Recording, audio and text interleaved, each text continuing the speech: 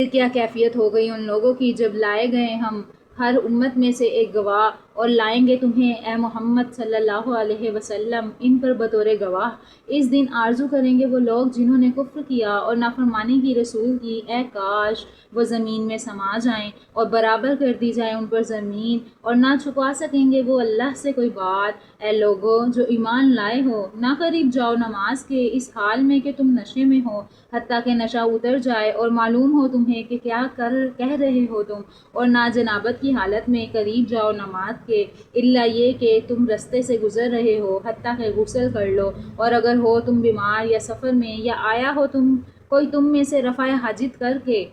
یا ہم بستری کی ہو تم نے عورتوں سے، اور نہ میسر آئے تم کو پانی، تو تیمم کر لو